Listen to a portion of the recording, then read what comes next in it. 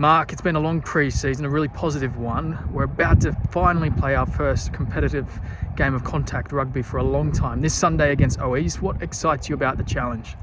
Well, you're not wrong there. It has been a long time coming. We've had a really good pre-season, as well as we kind of prepared during the sort of the pandemic. We're in week 9, and so the fixture this weekend against OAs is really important for us to get a good sense and a measure of where we're at, coming into the season on the 26th of September. Can you sort of explain the key areas of our game that you'll be looking to focus on Sunday?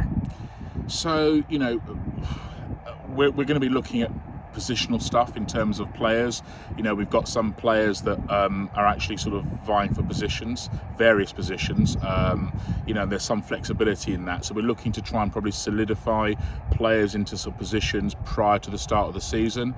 And then from a sort of tactical perspective, very much thinking about our set piece, which is going to be a key platform for us this year. Those are sort of the core focus of things I want us and the coaching team to actually look at. You mentioned the players and the squad. We're going to be picking a squad rather than a team. Can you sort of touch on that, but also the aspect of playing 20-minute quarters on Sunday?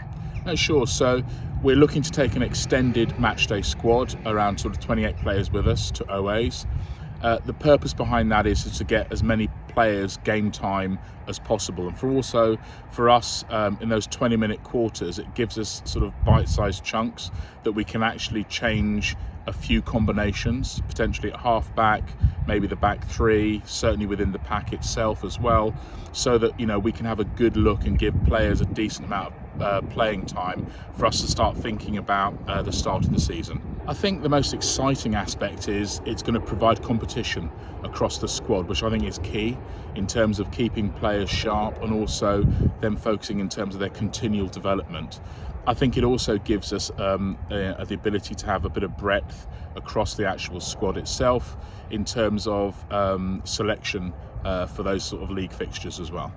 Finally, for you personally, you've been at the club now for just over a year. This is your first game of rugby pretty much for Richmond. How excited are you? Very.